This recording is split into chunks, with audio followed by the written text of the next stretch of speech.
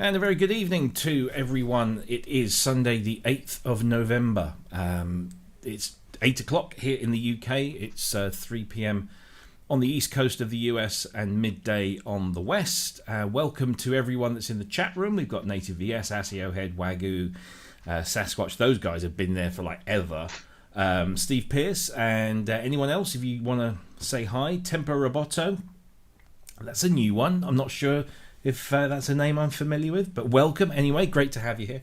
And welcome to the ProSynth Network live show, episode 32, where we're going to talk about a whole bunch of music technology stuff that's happened in the week. And we've got our weekly poll to discuss, which surprisingly got quite a few people quite active on there, so that was interesting. And of course, I can't do all this on my own. I refuse to. So I'm joined by my my weekly cohorts, Ben and Chris. Good evening, gentlemen. How are we all?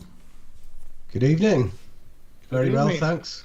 Good. I'm going to go to Chris first because America's been high on everybody's radar, I suppose, whether you like it or not. How is it over there in the USA today? It's pretty calm, actually. Good.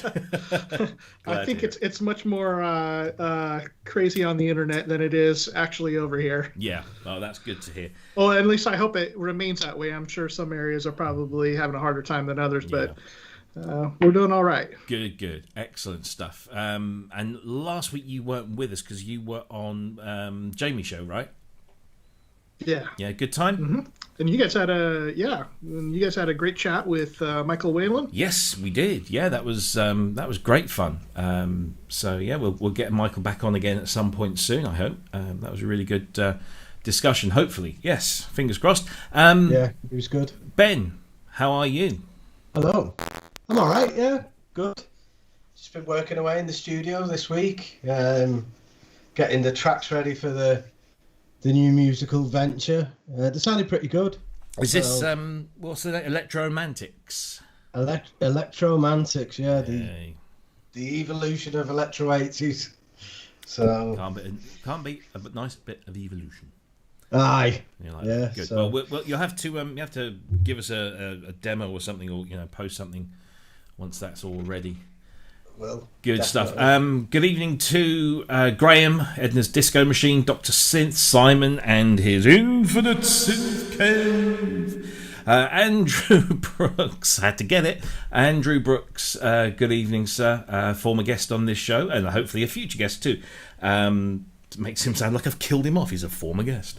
Welcome to everyone that's in the chat room, and if you're not in the chat room, welcome anyway. We've got a whole bunch of stuff to talk about this week. New technology, new news, new software, and of course we have got our ProSynth Network weekly poll to discuss, which was an interesting one. So let's crack right on, and we will go to our first topic. I think this is probably the most for me, it's probably the most exciting.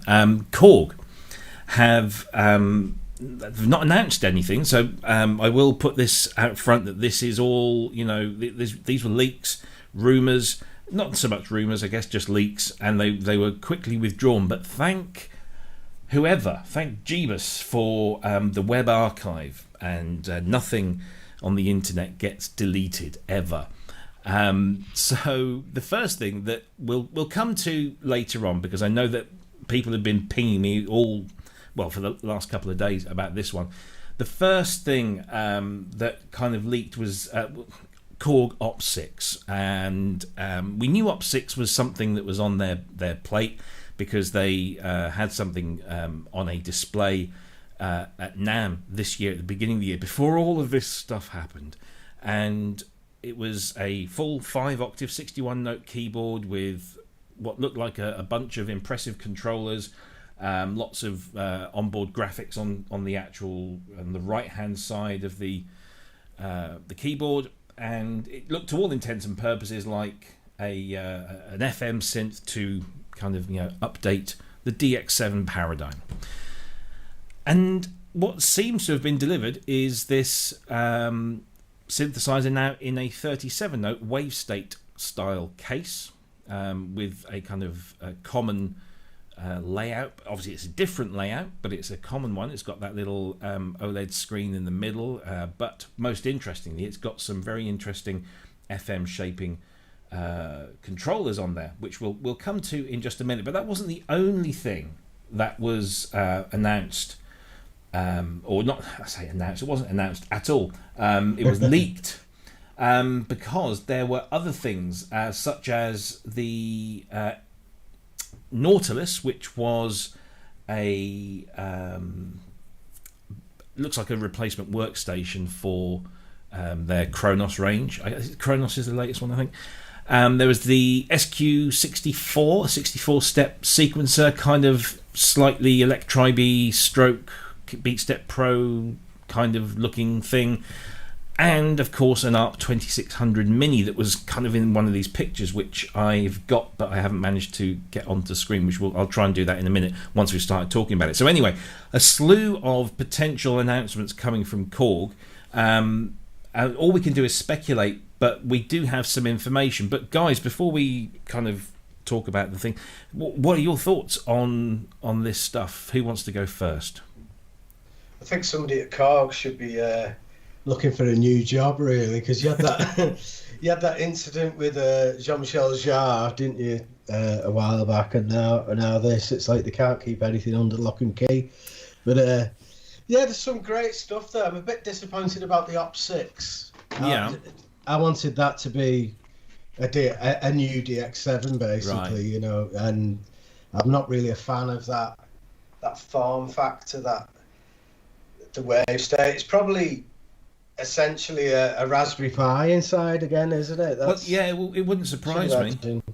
Yeah, there's not that there's anything wrong with that, but it could be reflected in the price, maybe. Well, yeah, and that's the one thing we don't have is price. And to be fair to Korg, I mean, yes, looks like they've provided information to a retailer. It was actually a retailer that leaked this in I forget where it was now. Was it Denmark? It was something Nordic, so it could have been Sweden, Norway, Denmark, Iceland, but yeah, it kind of came out there. So yeah, but I have to wonder, like you said, because something very similar happened with Jean-Michel Jarre and the Korg. Is this just not clever bits of marketing? Let's throw these things out there and build a buzz.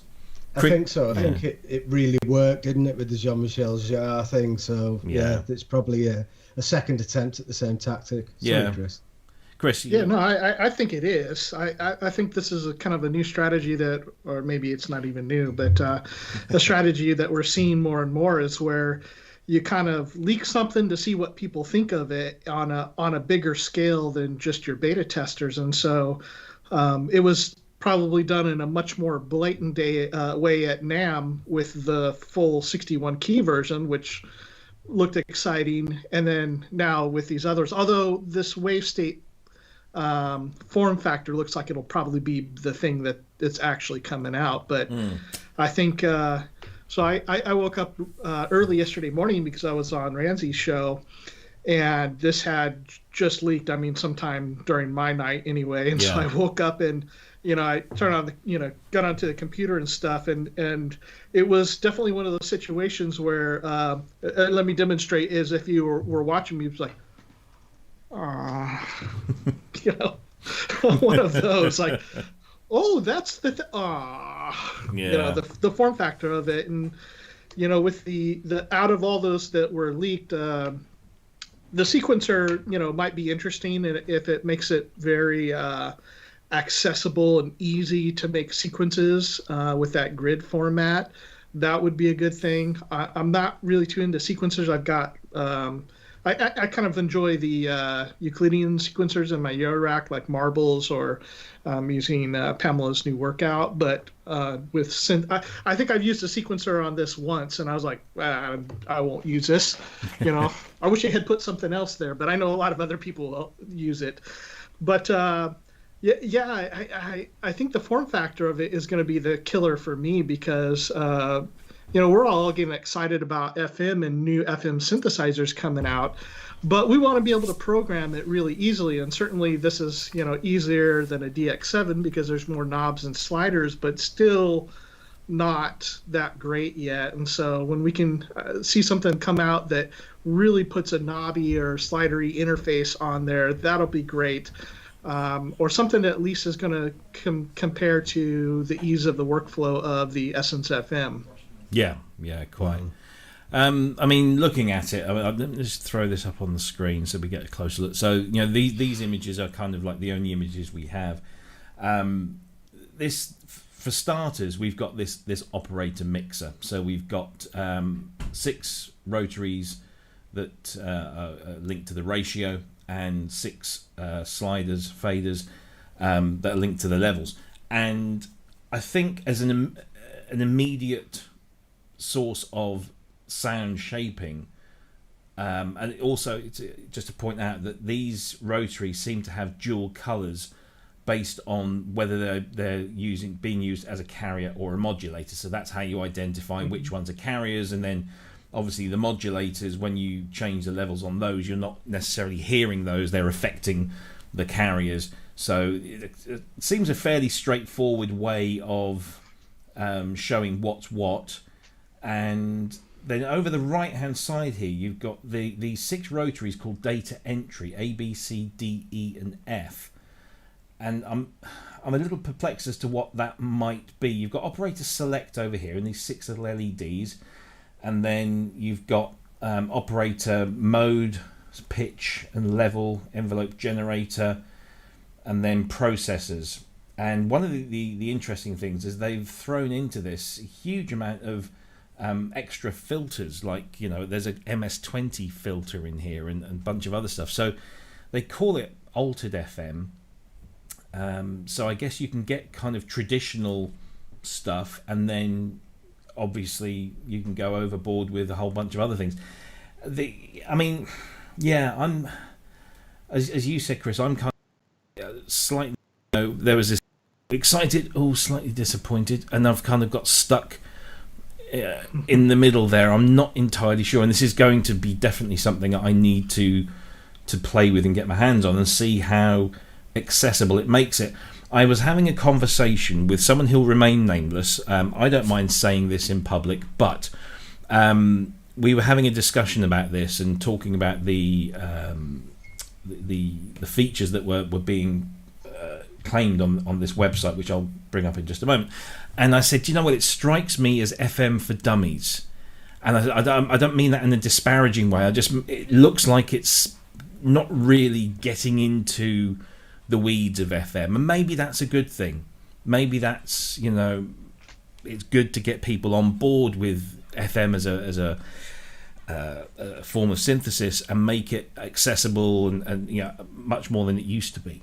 So I don't know, but yeah, I mean, looking at the specs, I'll just go through this. You've got 6 operator FM, full editing with data entry and rotary encoders, 5 operator modes that expand FM synthesis, 40 preset algorithms and user algorithms, 3 envelope generators, 3 LFOs and 12 virtual patches offer an extensive range of modulation, 11 filters including an MS-20 and Poly 6, 3 series of 30 types of high definition effects, visually satisfying editing with a spectrum analyzer and oscilloscope. Okay. Powerful 16-step polyphonic sequencer, that's interesting. It's got a randomized feature, which I think is something that the Wave State's got. Compact design using 37. I'm not sure that is a feature more than anything else. And it comes with the requisite, Korg software, so you get a whole bunch of kind of free light software in there as well. 32-note polyphonic. Loads of and 21 waveforms per operator, which I think is quite extensive for an FM synth. So that'll make things interesting. Sorry, Chris, you were going to say. Yeah, I kind of wonder, the screen, and maybe it was Andy who had mentioned this yesterday about the screen being very small and difficult. Yeah. So I'm working on Novation Summit right now, and it's got a little tiny screen like that, way off to the left-hand side, and I'm glad it has a screen. It's certainly better than not having a screen. but it's kind of a pain in the ass to look at and read. And then when you consider the people that would be most interested in FM would be guys in their 40s, 50s, and 60s who, remembered the first wave of it. We're you need some glasses to get in there and see that. What are you trying to say? Hey, I'm in that group. Yeah, it's true. And I'm just telling you, like with the Novation one, it's a more expensive synthesizer than this, and it's got that little monochromatic screen. Like, couldn't we have something a little bit better, especially for $750? Like, to me, this feels like it should be a little bit less money. It's very plasticky. I know people like the form factor, but look at the mini log and things like that. It should be a little bit less, or compare it at around the same price range to the Argon 8 and the Cobalt 8, which to me are much more interesting synthesizers at this point. Well, now it would be very cool. Let me say one more thing here. Sure. It would be very cool to see Modal do an FM synthesizer to compete with this. Wouldn't it just? I mean, you bring up Modal there, and that's a very good point, because they've now released these two 37-note keyboards. They do, certainly with the Argon 8, and we assume the Cobalt 8 is going to go the same way. We've got desktop module versions, and we've got a 61-note key version as well. I don't see Korg doing this in different versions yet, because they've not done that with the Wave State, but who knows, that might be coming. But also, one of the criticisms of the Wave State, and there aren't many because it seems to be a really good synth, is its build quality. It does feel a bit light and plasticky, because it is light and plasticky, whereas Modal, one of the frequent comments is that it's solid and it's metal, and and there's heft to it, and it's also they use a really nice key bed on it as well, and that's something that totally blows all this other stuff out of the water. The Jupiter XM, this the Korg stuff. It's just so much better. Yeah, and one of the omissions on this supposed Korg opsix is that it doesn't have aftertouch on the keyboard. Now the Wave State didn't have that either, and it only responded to both channel and poly over MIDI, but this doesn't have it as standard in the keyboard. And as a fan of FM synthesis, aftertouch is actually quite important, or quite useful, with FM. And so I'm disappointed that, it's clearly not mentioned in the specs. It just says velocity and release velocity sensitive, which in and of itself is interesting, but not aftertouch, and that's slightly disappointing. But yeah, we're talking about these build qualities of Modal's Argon and Cobalt, and we've got this thing which is clearly inferior in terms of the the casing and the build quality. So we guess, unless they've made adjustments to it, but they both kind of hit similar price points. In fact, Wave State over here is $599 UK, and so we can assume that this is going to be there or thereabouts. Modal stuff is about £20 cheaper.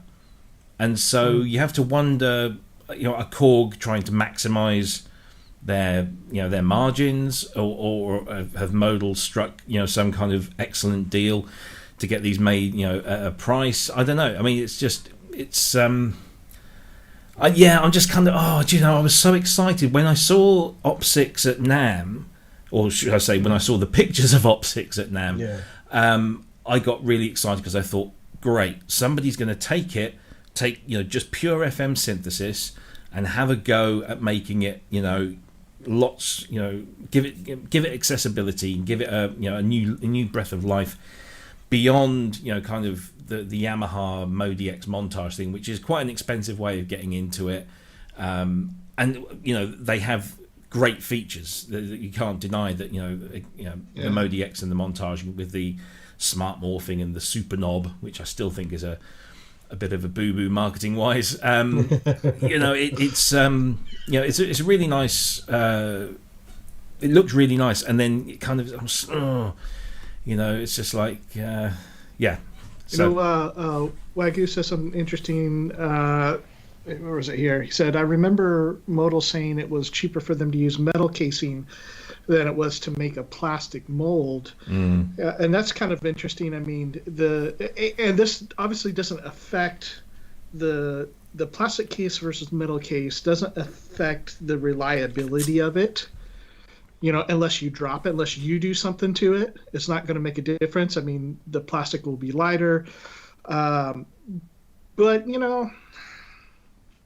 for the same amount of money or close to the same amount of money, would you want to go for the plastic case or the metal case? Yeah. And the nicer key bed and aftertouch. Exactly. So, if in 6 months' time, Modal turn around and do release something, FM, they've clearly got a platform. So they've done wave tables, wave shaping. They've done virtual analog now. FM would kind of be an obvious third choice, and have Korg maybe jumped the gun a little bit and maybe gone in a bit too high. Who knows?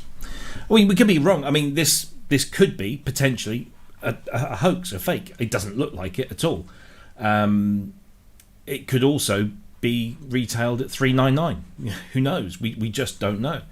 But I would hazard a guess that it probably is one of these Raspberry Pi based systems. I guess Korg have struck on a platform themselves, but it seems to have been getting a lot of people chatting over in the chat room. Dr. Synth, hello there. How are you, sir? Modal and FM would be intriguing, absolutely. And he also says Essence FM has some good things going for it, but it also has some significant limitations, which it compared to older FM it does. But again, does it have to be really? There are obviously people that want to get into the weeds, but one of the things that has kind of held FM back, has it been held back? I don't know. One of the criticisms often levelled at it is that it's confusing, impenetrable interfaces and so on. So to come up with something that is simple and effective, it would be interesting once we see and hear one in motion. And I need to find out who to speak to at Korg to get that. Anyway. Any other thoughts on that one? I was going to say there was a couple of other things going on in there as well that we didn't mention, like the ARP, for instance, the 2600. Yeah. So we've got the ARP 2600 Mini that seems to. There was this supposed leak or a mistake that kind of gave away their plan. So the 2600 FS stands for full size, and then you've got this other one that's supposed to be a smaller version, and I guess cheaper. There's the Nautilus, which looks like a big workstation type keyboard, and then there's the SQ64. Any thoughts on any of those other things, guys? Yeah, I'd be interested to try the sequencer out.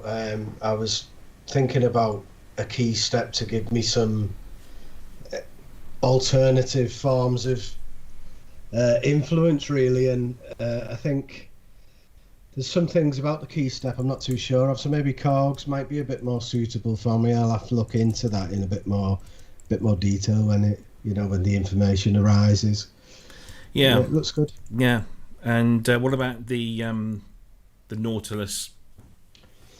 Yeah, but we don't know much about it, do we? But the Kronos has been very well received. Everybody I know who's got one rates it very highly. So if it's an improvement on the Kronos, it's going to be if you're into your workstation kind of thing, then it's going to be a force to be reckoned with, isn't it? Yeah.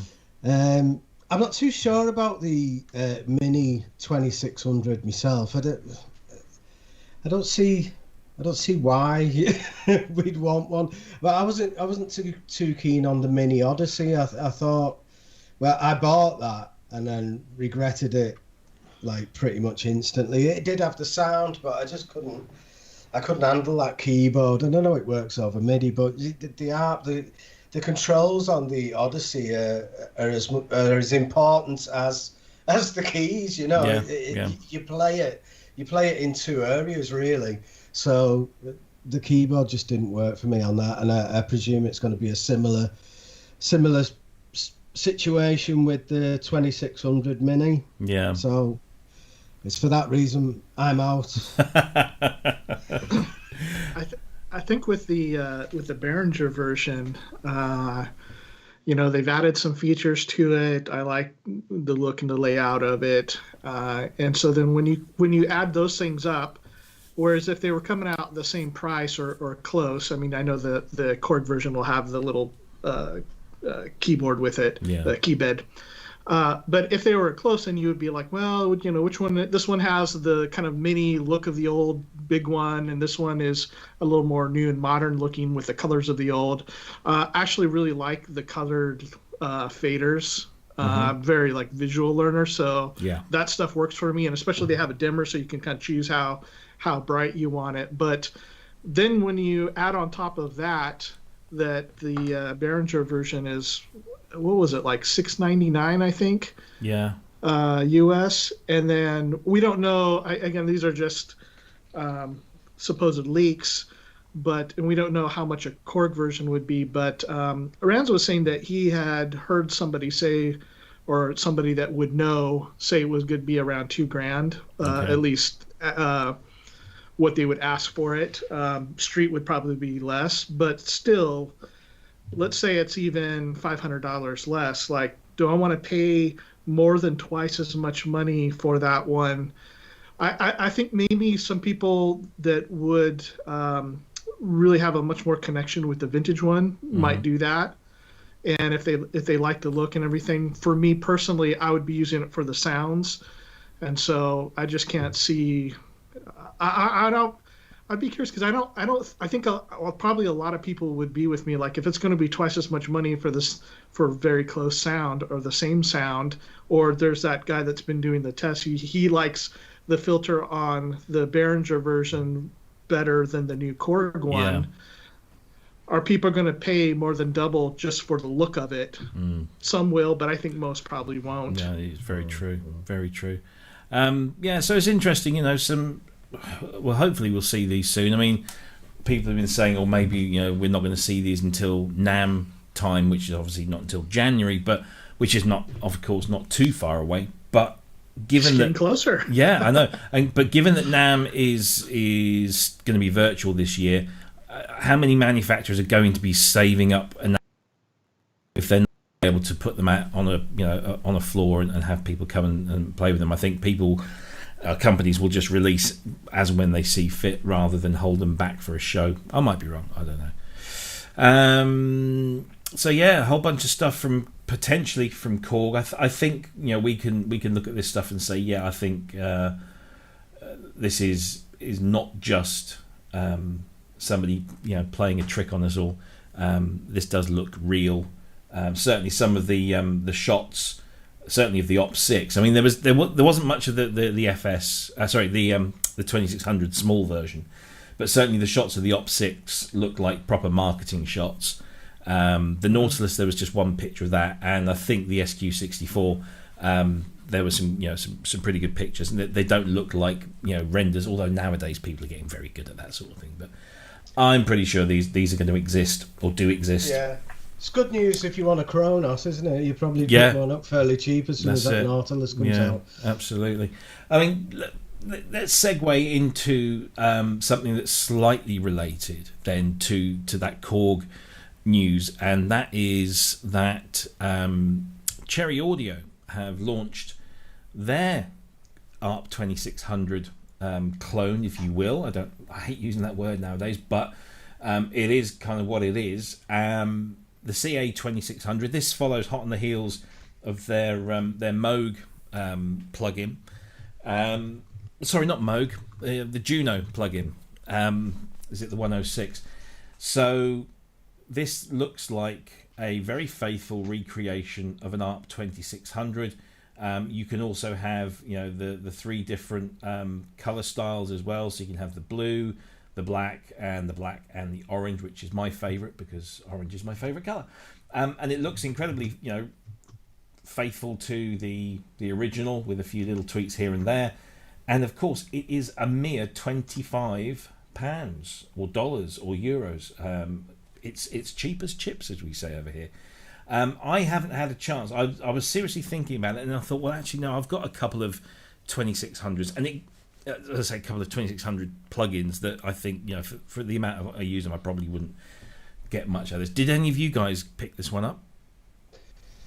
Not this time. I bought the Juno, so I was hoping somebody else was going to get this one. It being so, we need a petty cash fund, don't we? Substantial amount. From what I've read, it sounds as though it's pretty accurate. And like I said, the Juno was really good. You know, if you didn't have the Roland Cloud stuff, then that'd cater for most people's needs comfortably. So I reckon that if this 2600's as good as the Juno is, then it's exceptional value for money. And you've got your memories as well, haven't you? You've got your patch memories, so you can patch away all day on that and then just store it in a preset slot and you're off. Yeah. For 25 quid, you can't go wrong. No, you can't, can you? I mean, it's not. I have to point out that it's on offer. It's normally a massive $39. Yeah. So even if you don't pick it up on the sale price, it's still incredibly affordable. And of course, you get a free 30-day demo. So you have a month to make your mind up on this. Chris, what do you think? Yeah, did you guys see some of the drama about its filter though? No, the filter on this one? On the Cherry Audio 2600. Oh no, it didn't. So apparently, I mean, we know with a $25 or $39 synthesizer that this is not like the high level component modeling that's used like in Roland Cloud's ACB stuff. Yeah. And so you're coming into it knowing that this is thing like it just meant to sound ish this other thing. But apparently, as I understand now, the company says something different than what people were explaining and graphing out in the forums. There's a big discussion on KVR, and I haven't checked the last couple of days to see what's happened. But apparently, when you would push the filter into self-oscillation, that it wasn't truly going into self-oscillation. Okay. They were just bumping up a sine wave at that frequency. So people are like, look at this. Yeah, it sounds odd. It's very narrow and it sounds odd. And then people were like complaining. They said, the last I had heard is that they come back and said, oh, we did some math wrong or something. And they were putting out an update for it. So I'm not sure what's happened with it yet, but for me, like, $25, it's so cheap. You like the temptation is there, and same thing with their Juno one. I'm like, well, I have Roland Cloud, I have the Tal 60, I have an original 106. So those are covered. And I was definitely not going to buy the Juno one, even if it was $25. The 2600, you're like, oh, okay, well, I have the Arturia one, but it's okay. It's not great. And $25 is a lot better than $700 or $2,000. Yeah. But at the same time, I just don't feel like I have a use for something that's. I mean, it could sound great, and for $25, if you go into going, this is an ish synthesizer that sounds good. Yeah, $25 is fantastic. I just don't think it's going to be for me. Yeah. Like I gotta keep stacking up those because now I got $50 that I didn't spend that's going to go towards something that I'll use more. Yeah. I have to throw this one out there because I think I mentioned this before, when we were off air. Do we actually need any more ARP 2600 clones or homages? We seem to now be overrun with them, because we've got the Korg one and possibly a second Korg one. We've got the TTSH. We've got the Behringer one. We've got this new one from Cherry Audio. We've got the Arturia one, which a lot of people don't particularly like. And I think wasn't there another software one of those, or maybe that is not made anymore. There was another. Is it Time Warp? The Time Warp 2600. I don't know that they still make that or not. But it's not like we are short of 2600 synthesizers. Can we now please move on?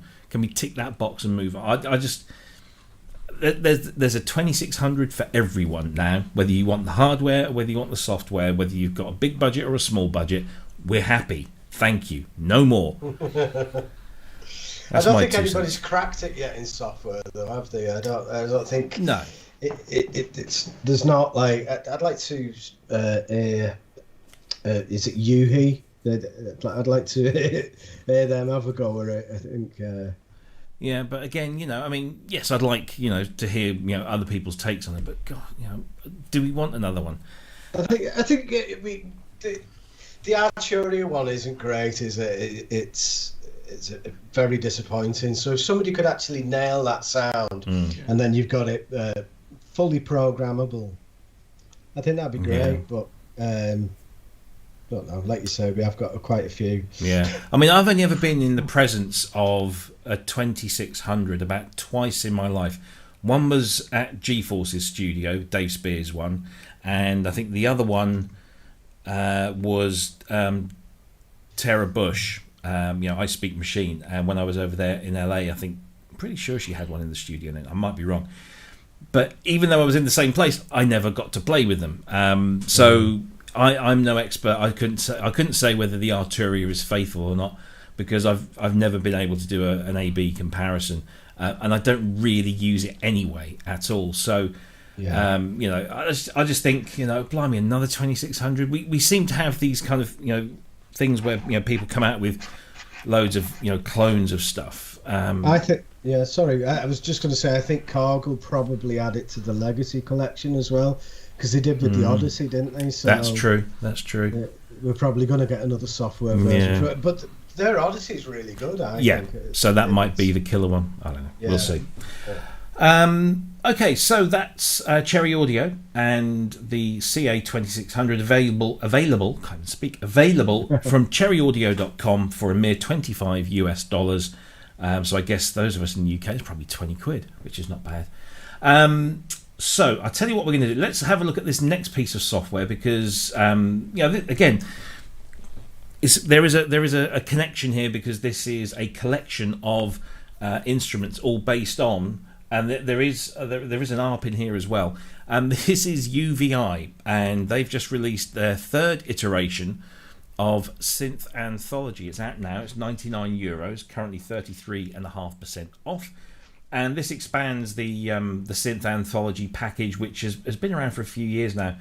Over 3,500 presets made from 132 it's this lovely, very flat interface that they have. I've always liked UVI's interfaces. These operate within the free UVI workstation, or if you have Falcon, they will operate in there and give you huge amounts of kind of access to the elements that make up these things. But yeah, I mean, there's 55 new synths in here, including, starting off with, guess what? ARP 2600. They've even got a Behringer DeepMind 12 that they've sampled in here. But to go through this list very quickly and pick out some interesting ones, we've got Casio VZ1, Cavagnolo, Exagone, or whatever you want to call that, a Davilicent, I can't even say that, Davilicent, .com modulars, Korg PS3100s, Oberheim SEMs, Powertran Transcendent 2000 for all you New Order and Joy Division fans, PPG 1020, Teenage Engineering OP1, even a Yamaha FS1R. Damn, I spent all that money and I could have just bought this instead. There's a V50 in there as well, a whole bunch of stuff. And I mean, these are very deep. And I have a soft spot for UVI, as anyone that knows me will attest. But our very own Ben Simpson has actually put his hand in his own pocket. You see, we don't get free stuff here. He's put his hand in his own pocket, got out his hard-earned, and bought this. What are your initial thoughts? Yeah, I've messed about with it pretty much most of the afternoon. Yeah. Which will be to my bandmates' dismay, because I'm supposed to be working on new tunes. But I got a bit involved in it all. The installation process was a bit of a pain, I've got to be honest. It wasn't very easy for me at all. And I've previously had UVI stuff before, but this just seemed more difficult. It didn't go very well. Eventually I got there though, and it's well worth it. I'm fortunate enough to own some of the hardware that's that's been sampled into this new software package, and the sound is on the ones that I can compare it to. The sound is absolutely spot on. Yeah, the quality of the samples is very good. Yeah, and you've got Fairlight in there. You've got Oberheim 12, Matrix 12, Matrix 6, and they all have their own character. It's amazing value for money because like you say, you are getting a lot of presets, and you can browse the presets by machine as well. Yeah. So if you're just in a Juno 106 mood, you can just have a look through them. Now, I wasn't aware of the Falcon thing, so one of me criticisms of this is that the editing is a little bit on the basic side. You've not got a lot that you can do with these samples, but I don't know if you then put that into the Falcon environment, does that change? Yeah, well, if it follows the rest of them, then yes, you then get access to basically these will have been made and put together within Falcon, and then UVI's workstation will be able to read them and play them, and you can get a little bit of kind of editing, but like you say, it's very simple. But on Falcon, you can get right down to the sample level and then mess around to your heart's content and save those out as extra patches. In addition to these ones. This is some body of work. This sampling of these instruments, because the looping and everything is just absolutely flawless. You don't feel like you're playing samples. And it's got a really strong bass end on some of the synths. You don't really get that so much with the model stuff. I mean, Roland are pretty good at it, but I think samples we'll probably talk about later in the program as well with the Pro. But this is a brilliant example of samples being used in this way, because it really works. I can't really fault it. No, and the good thing about this is that it's not just them sampling, a bunch of presets, because obviously a lot of these are preset. You've got presets on them, but it's also creating new patterns from these machines as well. So it's not just a lazy let's sample as many of these and we just throw them in a box. They've actually thought let's create some new patches using these, and that's the one thing that even with. And they've got a whole bunch of libraries, for different vintage instruments, and I do like their selection because it's always a little bit left field from the norm. They in every single library of theirs, you've got all the classic patches that you would want, and you've also got some modern interpretations of the stuff. So they do think about their stuff. Chris, I'm assuming you haven't played with this, but what were your thoughts? Any interesting thoughts on these? So I haven't played with that, and the only UVI instrument that I have is the Mello for the Mellotron. Oh yes. So I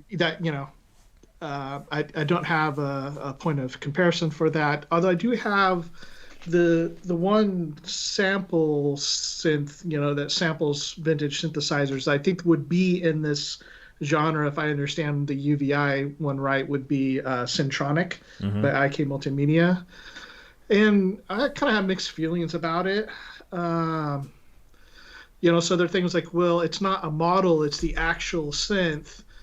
But at some point, they're still modeling parts, like the filters, and you don't always have the correct filter for the vintage synth that's being modeled. And then for some types of synthesizers that worked really well, I think Ben was mentioning like the Juno sound. So you get on there and the Juno stuff sounds really wonderful and pristine. But then other things like mini Moogs and, Moog modular, stuff like that, like it sounds very hi-fi and very clean. You can't do things like pulse width modulation on your own. You have to switch samples. And there are some other things that, like, it just makes the workflow really slow. So I don't really enjoy that, and will always tend to favor working with modeled synthesizers over sample synthesizers. But a couple things. The prices on these products are just absolutely unbelievable. Yeah. You know, that the UVI collection, in particular, the Centronic one was, I don't remember what I got it for, like $60 or something after points. So, I mean, it was cheap, and there are a number of really great sounds in there. To me, and like I said, I'm not speaking about the UVI because I haven't played it. So with the Centronic one, it's got some great sounding sounds that maybe don't sound exactly like the original ones, but they're nice sounding. Yeah. Like they had a Memory Moog sound that to me sounds, I like a little bit better than the original. Right. Yeah. But it doesn't sound like the original. Yeah. No, I mean, I've been a big fan of UVI for many years. I'm sorry. Hold on a second. I don't know what I said, but I meant Memory Moog. If I might have said Mini Moog by accident, but I meant Memory Moog. You said Memory Moog, yeah. Okay, good. Yeah. So yeah, I like what these guys do. Always have. It's not mind-blowingly different, but it's solid. It sounds good. The sample, the quality of the sampling is very good. I prefer their interfaces. I prefer Falcon as an instrument overall to other things such as Contact. It's just a really good thing, and it inspired this week's poll, which we'll come to unless you guys have got anything else to say about this. Oh, one more thing about it. Sorry. Oh, go ahead, Ben. Go ahead. I was just going to say that one of my criticisms of it, I think it's great, but the patch browser, there's no way of having favourites or putting notes in there or anything. And when you've got 3,500 patches to look through, again, you need notes and you need some sort of hierarchy of which sounds you prefer. And again, that would, I guess that's because they'd like you to get Falcon, which allows you to do that. Yeah. So right. Okay. There you go. Looks as though I'm getting Falcon then. Yeah. You won't regret it. It's one of my favourite plugins because it's just so varied and it has so many options. It's not just about hosting these libraries because it has a whole range of FM and analog, virtual analog and sampling, and has all the ERCAM stuff as well. It's just great, so you won't regret it. Chris, sorry. Yeah. One thing that to think about as well with this stuff where it can really work well is, I mean, we're always looking for people to get into synthesizer that want to share the same passions that we have.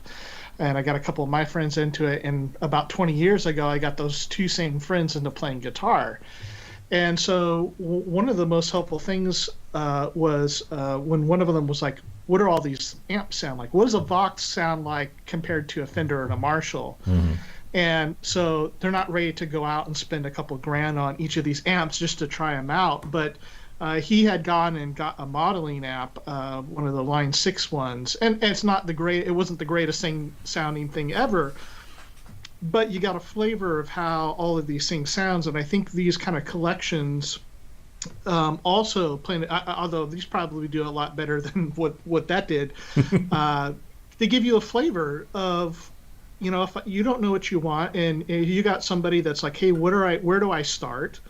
We'll start here and get just this broad palette of sounds, find out what you like, and then if you want something different, then you know what direction to go in further, and you're only $100 into it. So that's always something that's really helpful, especially when somebody's getting into something and you're like trying to help them out. Like here's a direction to start, and here's something that'll give you the lay of the land. Yeah, absolutely. And at €99, and I'm guessing it's probably the same in dollars, until through November 11th. So you got a few more days to pick that up at that price. But even at $149, it's exceptional value for what you're getting. Which leads us on to this week's poll, which we are going to remember to do in the actual show, unlike last week, where it was like, oh my god, I forgot to do the poll, let's cram it in at the end. So it kind of inspired this poll question this week, and we had lots of responses, about 50 comments in there. We've had something in the region of, well over 100 votes, which is nice. So it certainly sparked some thoughts. So this week's poll question was, when you're looking for the sound of classic vintage synths, which do you prefer? And there was one comment in there that said, "Oh, that's a pretty crap question." It may be, but I wanted it to be as open as possible, just to get some discussion going.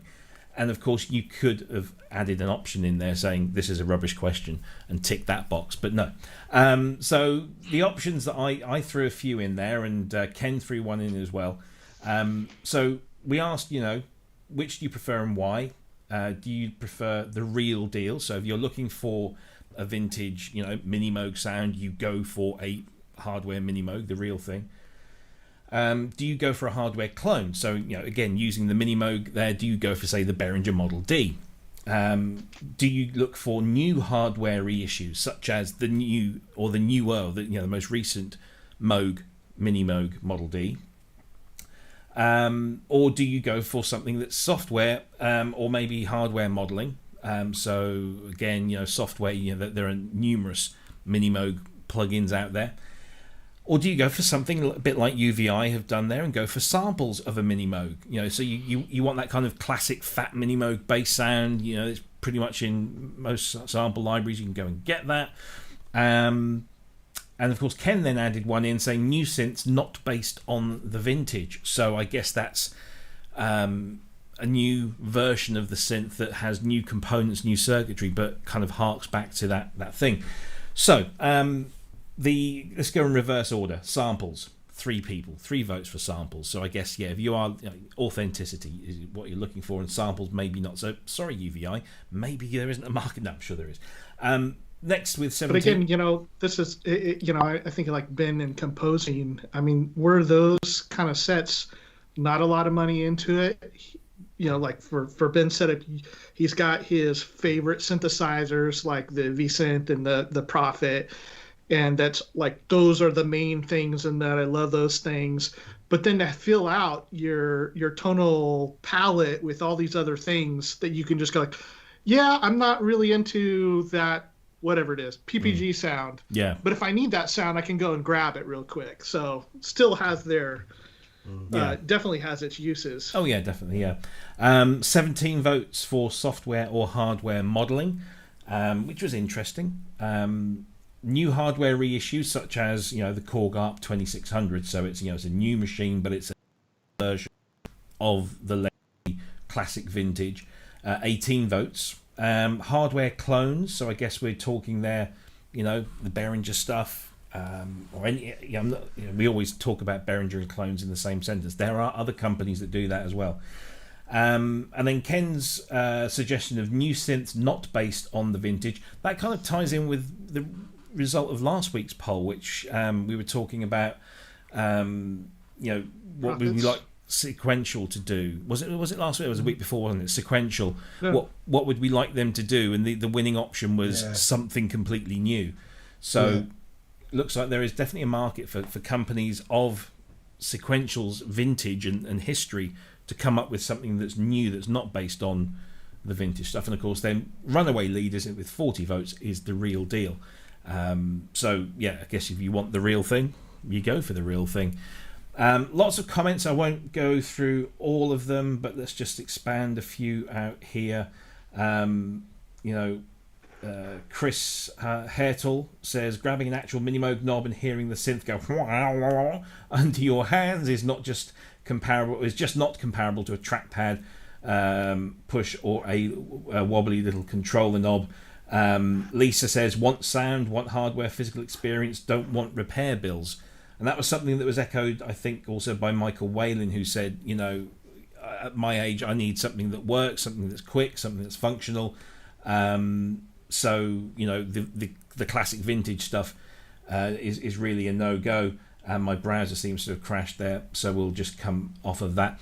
But yeah, lots of discussion on there. So, guys, what are your thoughts? When it comes to, you have the need for that classic vintage synth in a track. Where do you go first? Do you go on eBay and look for to buy one, or do you just say, look, I'll whack out UVI's Synth Anthology, or I'll dig out Roland Cloud or whatever. What are your preferences? Ben, let's go to you first. Well, I wouldn't be looking on eBay or Reverb at the minute, just with the current financial situation. So you'd have to go other avenues.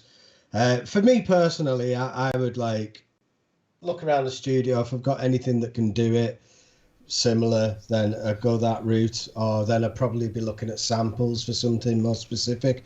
Now, I think this whole thing is kind of subjective, isn't it? It's what you actually are talking about, like which synth is it? If it was, I don't know, if it was a mini Moog, then for me, I would probably have to go with the reissue of it, because it's got everything the original Mini Moog had, but it's got improved connectivity, and it's probably a little bit more reliable. It'll have more stable tuning, and it'll probably have a better keyboard. And I think a lot of the vintage synth collecting was done when these things weren't available. So if you wanted a Mini Moog sound, you had to have a Mini Moog. The only option was having a Mini Moog.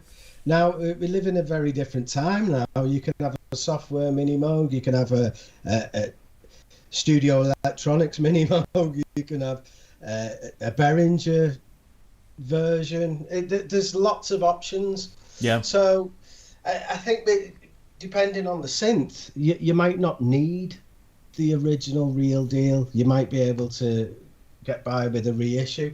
I've always wanted a memory Moog.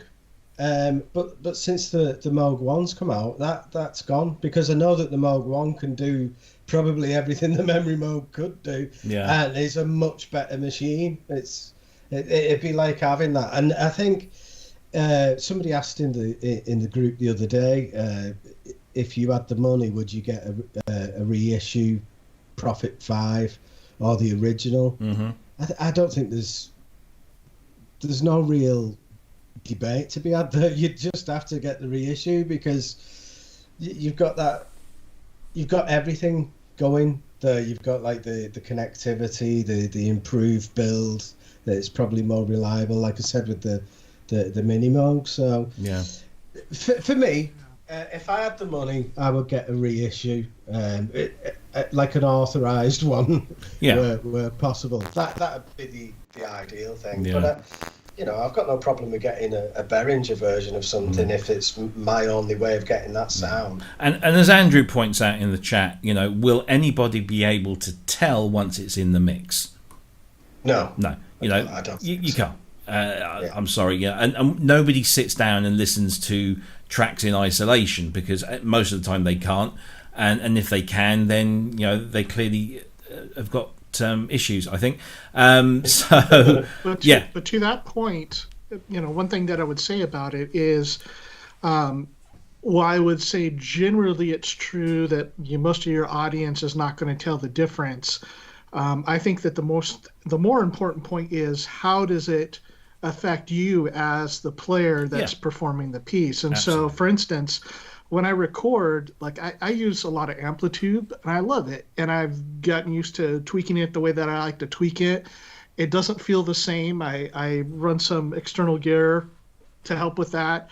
But when I play out, I don't want to play a Kemper or a Fractal. I want to play my real Soldano SLO and have tubes pushing sound, because it feels different. Now, the audience could give a crap whether I was playing a Kemper or a Soldano.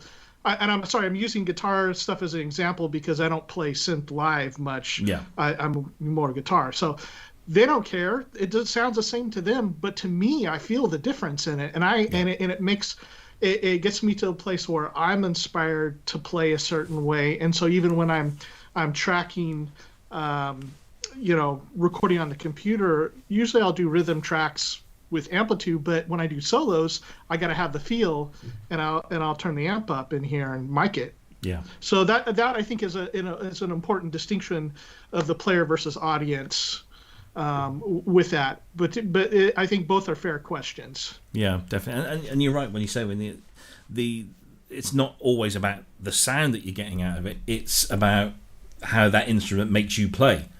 And I've said before that, you know, there are certain instruments. I mean, I'm no keyboard player at all, but when I'm playing certain instruments, I feel more inspired to play, or I play in a different way, or it sounds better. You know, there's just that's it. There's the physicality of the thing. It's not just the sound.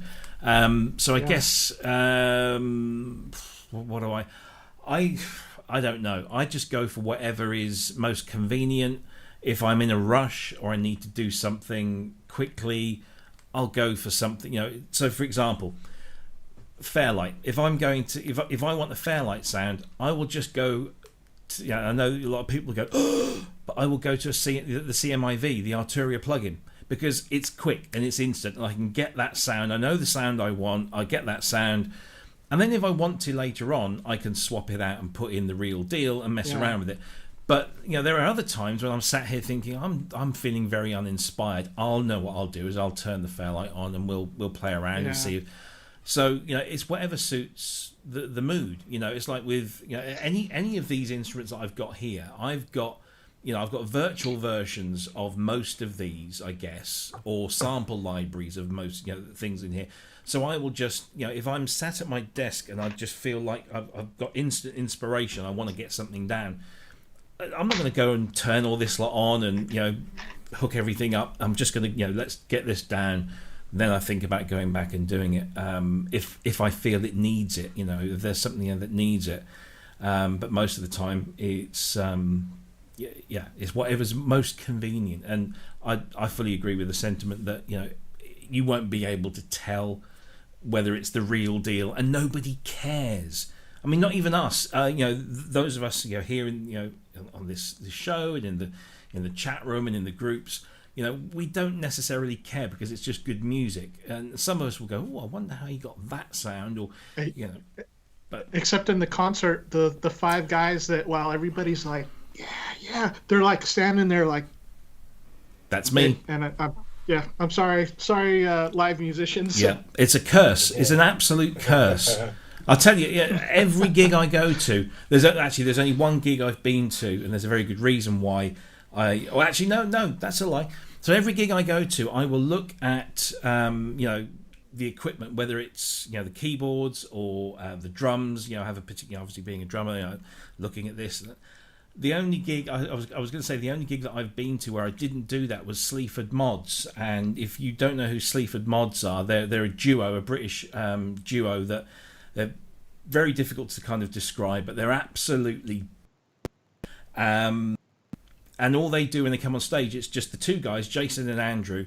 And Jason is, you know, does the vocals. It's just him and the microphone, and Andrew has a laptop. And he just presses play, literally just presses play, and then stands there and sips his beer and then presses stop when the track's over. That's it. Everything's built in Ableton Live, and then they just play. And nobody cares because it's not that they're there for. It's for the, you know, it's for the lyrics and the performance. It's fantastic. But even then, I must admit, I was like, I wish I could get to see exactly what he's doing on the laptop. And then I read an interview. They construct it. I think Ableton is their door of choice, but it is just audio files. So it's like they've got VLC, and then they just hit go and that's it. And it's brilliant. Nobody cares. They've stripped everything away. If you ever get a chance to go and see Sleaford Mods, they are a distinctly British band. It might not translate well outside of the UK because they're very, you know, socio-political and stuff. So, and the accents and all this, but yet they are absolutely brilliant. So yeah, that's my opinion on that one. Lots of, you know, people in the chat room coming up with different and similar ideas. I just think that you know, everyone uses what they have access to, and we've spoken about this before about, you know, the affordability of getting into music technology now. Is if you don't have a lot of money and you want some strings, well, you have options, but you'll always go probably for software rather than, you know, a dedicated something or other. So. There we go. Thank goodness that software sounds so good these days. Yeah. That you have really a lot of options that'll get you in the ballpark or sound really fantastic. I mean, there's some software options that, you know, I think a lot of us would be like, if they just put that in some hardware. Yeah. UVI would be the foremost of those. It's funny because I actually had a friend, well, an acquaintance, shall I say, contact me, or not contact me, they posted in Facebook, and then I just responded, and they said, look, I need some piano sounds and some string sounds. What's the cheapest, quickest way of getting those? Because he's a guitarist mainly, but he said, I used to have a Roland U something, the 220 or the 110 or something. Is it easier for me to just get Logic and the controller, or is there something else out there? And I just responded and saying, if you've got Logic and you've got a controller, you've got, if you just want piano and strings, it's there. Got loads of yeah. stuff. If you don't mind having to turn on a computer to do that, and nowadays that's not really a chore anymore. But I gave him a few suggestions. But I said, look, if you want strings, BBC SO Discover. It's a no-brainer. There are plenty of really good pianos out there as well. Free VST pianos that are sample based, and there's some modelled ones as well. And I said, and it just kind of struck me again how easy it is to get great sounds at like no price at all, and all completely legitimate. So there you go. That's the poll. We'll come up with something hopefully as interesting and as provocative as that one, because that got a lot of comments and it was quite buzzing, particularly as we put it on late in the week. And I know I said I'd put it on the Monday, but stuff's been happening this week in case anybody hadn't noticed. So there you go. Right, what shall we do? Well, we mentioned Spitfire. Shall we talk about this one very quickly? Let's whiz through a few of these quite quickly. So this is Spitfire Audio's Labs Arctic Swells by John Mayer. Not that John Mayer, another John Mayer.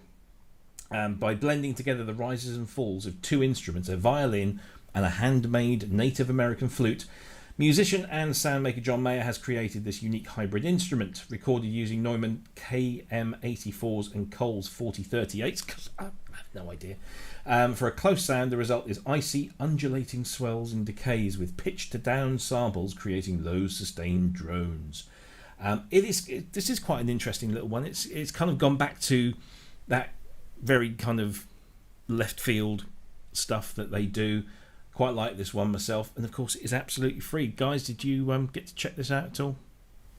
Well, I didn't, because my Labs you said it's took the knock, so I'm a bit annoyed about that at the minute, because it took ages to download all those, and my BBC thing's gone as well, so there's something.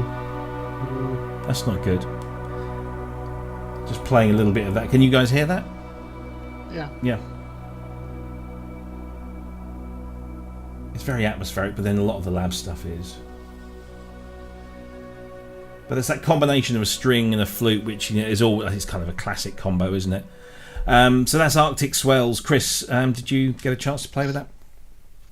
Yeah, I like it. Yeah. One of the things I was doing, so the tendency is to go in there and move up the reverb and the variation, and it just comes out real nice big washy sound. But what I've enjoyed doing with this one is actually taking the variation level down, and it gets a little bit sharper and more abrupt in its sound, and taking the reverb all the way down, and then running it into something else, and actually one of the other plugins that we'll be talking about in a little bit, to use, or you can use like Supermassive or something to spread out the sound in a different way. Yeah. So I think it's one of will probably end up being one of my more favorite Labs models. It's very simple. It's a lot like a lot of the other stuff they did, but it sounds really good. Yeah, no, I agree. It's another great thing, and of course it's free of charge. Again, I pointed my friend in the direction of Labs and said, there are pianos and strings in there. They're not your typical pianos and strings, and that might be what you're looking for. So, and you've got nothing to lose. So there you go. Next up, we've got Rob Papen Blade 2, which is the sequel to Blade. So it features an expanded feature set, making it a dream synthesizer for synth lovers who like to think out of the box and love to experiment. It has a harmolator mode. They've also now included an additive mode, which allows you to morph or mix between 4 additive waveforms using the XY pad. Let's play a little clip of this.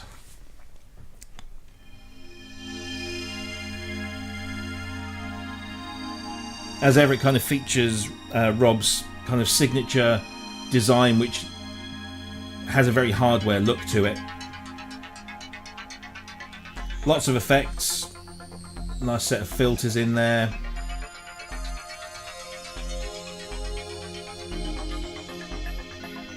I have to say, I'm not. It's not that I'm not a fan of Rob Papen's work, because again, as I was saying off air to Cryss before we came on, I've got a couple, and the ones I've got I really like, but the rest of them don't always kind of grab me and say, "Ooh." But this is nice. It's €99, $99. Lots of stuff to play around with in here, guys. Any thoughts or opinions on this? Well, I've got to be a bit careful because Rob Papen has just sent me a friend request and I've accepted it.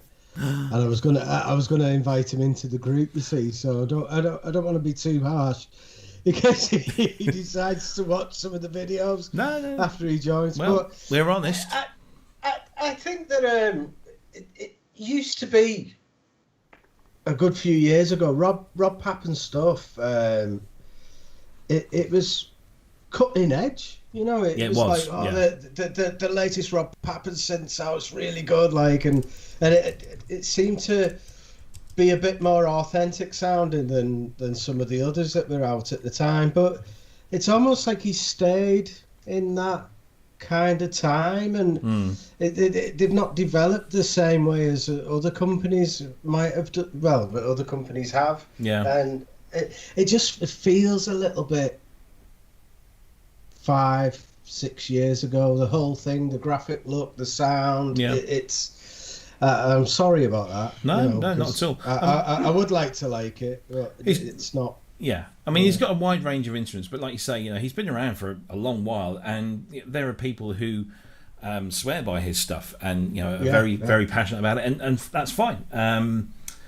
But it does seem to have gone a bit quiet of late. Whether that's just because I'm not paying much attention, but you know, this is the first kind of new thing I've seen for a while, so maybe that's why they've been hunkered down, coming up with this. Cryss, have you got any thoughts on Blade 2? Yeah, I thought some of the sounds were pretty interesting on it, and some of that new mode, the additive. I didn't know anything about it. I've not read or seen anything on the original one. But I thought it had some interesting sounds. I think, as Ben said, the UI looks really dated, and that's kind of a turnoff for me. If I'm going to spend a lot of time with something, I don't really want it to look like that. But said the sounds were good. I think with something like this, it looks like it's capable of so much, to its credit. And I'd probably have some of the same problems I have with Omnisphere, where it sounds incredible. I've gone in there and I programmed stuff in Omnisphere, and I like what I've produced, but the visual experience is not that great, and the workflow is not really to my liking. So I haven't spent a lot of time to really know the ins and outs of it, which is a shame, because you know, things like Omnisphere are so amazing. I mean, you can just I am a huge fan of it, but I kind of feel like the same with this. Like, if it's going to take me a while to really get into it, like usually that's the time I have reserved for hardware. Yeah. But I mean, the sounds sounded good. Yeah. You know, from this Blade 2. Yeah, I liked it. It doesn't sound awful at all. But yeah, there are other elements there that I kind of think I agree with both of you, that there is a dated look to the UI. There does seem to be, certainly in my limited experience of their stuff, you know, this kind of the format of the layout is kind of he has a favourite kind of layout, I guess, and that's, again, it's not a bad thing.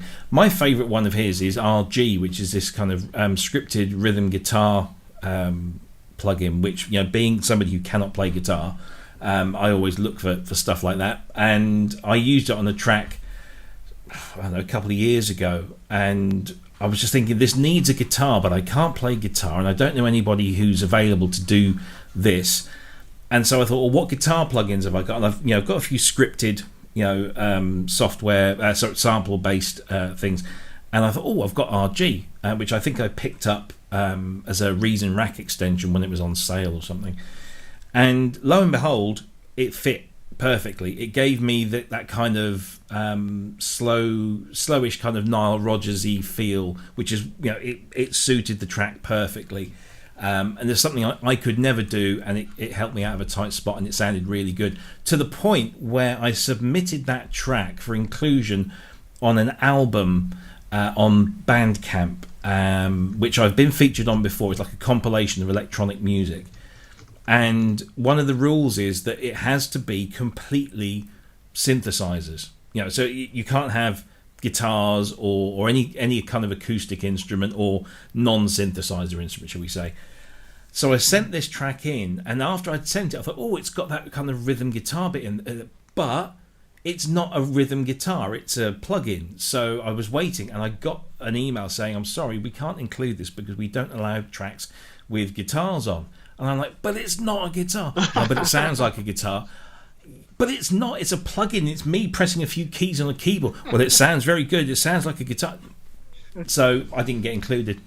Never mind. I'm sorry that you've experienced the prejudice that we guitar players have experienced. Quite. Absolutely. I was quite impressed that, I had a track rejected because the guitar was too good.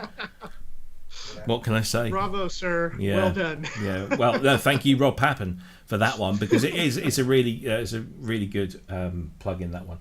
Let's just bring that up on the screen because I'm not sure whether that, because I had that as a rack extension. Yeah, it's $99, $99, €99 again, RG, and it's just like it's just a virtual rhythm guitar player. Loads of different options. It's really good. I highly recommend it. Right, so that's Rob Papen with Blade 2, the synth, not the movie. Let's do a couple more quick ones on synths, and then we're going to get to some guitar-y stuff now that we've got our guitar man back with us. So this is new from Audiothing, which I must say looks lovely. I do like the look of this. Haven't tried it though. This is Wires, Soviet Wire Recorder Echo. So I know what a wire recorder is. So this is from Heimbach, I think. And this is an accurately modelled 1970s Soviet wire recorder, and it's an interesting thing. Cryss, you pointed this one out to us. Your thoughts? Yeah, I love tape delays, so yeah. When one pops up on the screen, I mean, we got to check it out. So as Wagyu said, this was in connection with Heimbach. Yeah, and. So Audiothing is kind of an interesting company that I'm watching. I have their Outer Space plugin, as I've talked about before, which is their take on a Roland Space Echo, which to me is one of the classics. So I have really liked Outer Space, and it's been a very useful. I mean, these days some of these plugins are getting so good. Like it's the same thing with synthesizers, right? Like I don't want to deal with some upkeep, and especially with something like a tape echo where you're degauzing it and changing tapes and then whatever it is. Like I don't want to mess with that. I want to be able to tempo sync it in my DAW and have that same sound. Yeah. So this is kind of cool, and this of course is not a well-known unit like a Space Echo or an Echoplex. So I was checking it out. One of the things that I wish they had done is the demo, which was done by Heimbach, is very dirty all the time. Like, so they've not only modeled the delay sound, but the preamp as well. Right. And so a lot of it is like, if you want lo-fi and grungy, like for sure this is the one you want to go for. I'd like to hear a little bit of it with a cleaner audio path and hear just what the tape delay itself will sound like. Yeah. But the thing is, it's very cheap. I think it was on sale now for $39. That's right. Yep. And also found out they have another tape plugin called Reels, and that's I think normally like $59 or $69. If you have both of those in your cart at the same time, you can get them for $68 US together. That's good. So that's a great deal. And I'll just mention again, we talked about a couple 2-3 weeks ago maybe, another great tape plugin that I really have enjoyed even in the short time I've had it is the Waves Factory, not to be confused with Waves. It's Waves Factory. Yeah. I think, what's it called? Echo Cat, I think. It's a clone of the Watkins copycat, yeah. and that thing sounds really cool. Yeah. I mean, very like, 60s, 70s sci-fi sounds out of it. Cool for like vintage guitar and synth tones. That one's great as well. Mm-hmm. But sorry, what did you guys think about this one? The sounds on this Soviet wire recorder. Ben, go on. I haven't had a chance to download the thing itself yet, but I did watch pretty much all of the demos, and the story behind it and everything I thought was fascinating, and it adds like tons of emotion to whatever you put it on. It's a really lovely tone that comes out of it, and I can imagine it being used a lot in soundtrack work. Those pads that are just slightly warping and a little bit broken, the sound. Yeah, really good. I think I will be getting it. It's a cracking bargain at the price as well, I'd say. And it's just something, providing like everybody in the world doesn't buy it, it is something a bit unique as well, isn't it? It could add like a different angle to your tone. Yeah. Really. So yeah, I do like it. I think I will be getting it. I must say, for me, from like a historical perspective, I do like all this old kind of Soviet Cold War era, Berlin, East Berlin type stuff. I've got a friend in Berlin who's lived there since the 70s, late 70s. And the Stasi had files on him because he was a subversive musician, promoter type person. He would sneak bands across the wall to play in East Germany in churches, because you can't, churches were the only places in East Berlin where you could have like unauthorized concerts. So they would do deals with the local vicars and get the bands in there. So he'd take all these kind of West Berlin punk electronic music, like Einstürzende Neubauten over there and do their stuff. And so this is fascinating from a historical perspective. It does sound very unique, and I think the problem with something like this is if it's really, really good, then what happens is everybody starts using it and you hear it on everything. But yeah, it's just another, at that price, it's another tool in your toolkit that you can turn to depending on. And certainly the demos show that it's useful on keyboards and guitars and vocals. It has a place. So yeah, interesting. It's good to. Hey, Robbie, there's one feature you'll be interested in. So it's got an Easter egg on it. Okay. If you click on the reels, they recorded. So the tape that was on this vintage machine had some recording on it in Russian, I think. Oh, wow. And so if you click on it, it'll actually play it within the plugin what they had recorded from the reel itself. Yeah, it says, the particular model was from East German Army stock, yeah. I went to Berlin 3 years ago and just kind of submersed myself in the whole East Berlin thing. It's fascinating. It really is. Obviously, if you lived there at the time, it might not have been as fascinating as we see it now. But very interesting. Of course, Heimbach is from Berlin himself. So there you go. That's Wires, which is available now from Audiothing, priced €39. Cryss mentioned the deal that they're doing as well. So that's if you own a copy of Reels, you can get Wires with an additional discount. It's available now from audiothing.net. What shall we do? And also, just to be clear, so like if you have Reels, you get a discount on this, but if you don't have either one and you put both of them in your cart, you'll also get a deal as though you already had it. So, excellent. And then Outer Space is phenomenal. Yeah, check that one too. Cool. Sinevibes have got a new what do we call this? Not a plugin, is granular. It? Really? Yeah, granular delay. Yeah, so this it's a Korg effect plugin to go into your Korg system, Prolog, Minilog XD, NTS1. It is just a mere $19 plus tax, and it's a granular cloud reverb plugin for that format. I think that's been out for a while. If I recall, what I was posting was they have it out for Macs now as a plugin. Oh right, sorry, my mistake. So that's what I had bought, And so and that's what I was using with the other day with Spitfire Labs, is to run that into this granular plugin, and it sounded really great. Yeah, I must say. I mean, I got the NTS one for Christmas. Well, no, not for Christmas, for my birthday. And I've been really impressed with the the different plug-in effects that you can get in there. So it's nice to know now that you can have that as a was it audio units and VST3 for Mac OS 10.9 and above. So that's a nice one. If you like granular cloud plug reverbs. It's not expensive, and the important thing is it's very musical. Right. It has a good sound to it. Mm-hmm. Yeah, it does. Yeah. Cool. So there Sounds you go. Great. Though. Yeah. So whilst Cryss was away, we had the launch of Amplitube 5. Now, I guess this is we're a music technology show. We call Pro Synth Network.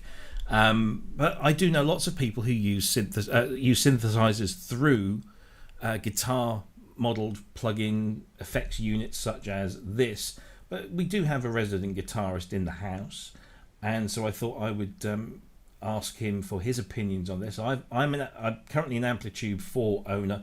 I'll probably get this because it's got some interesting stuff with it. They've released this in, I think, 2 or 3 different versions, like they've been doing with Sample Tank. So you can get there's the custom shop version, which is free, which gives you like 39 models to start with, and then you've got the SE version, which is like €100, and then you've got the full version, which is 150, or those are discounted prices. And then there's a max version, which has literally everything for €300 currently, and they also do bundles with their Axe.io guitar, centric audio interface. So lots of different versions there. But Amplitube 5 just brings a whole bunch of new stuff to the game. But I'm gonna stop now because I don't really, I'm not an expert on this. That's what Cryss is here for. Your thoughts? Have you got this yet? Have you had a chance to go through? If not, what do you think? So it's not out yet. They're in a pre-order phase, and I haven't even put my pre-order in because the last collection they did, the Joe Satriani one, I paid for it in January, and they didn't release it until, I don't know, June or July or something. So I'm waiting a little bit, but am I going to get it? Yes, definitely. Amplitube is one of my most used pieces of software, and so of course I know there's a few of those guitarists hanging around in here, guitarist/synthesis, and like DivKid said, he runs a lot of stuff into Amplitube or into amps and amp sims and whatnot, and so you can do that as well. It's got a pretty big effects suite as well. So if you're looking for some color for your synth tracks, it's kind of funny these days because we think about just recording into our interface and doing stuff, but reading some old Pink Floyd articles, they were always recording their mini Moogs into amplifiers, like like a guitar and an amp. That's just what they did.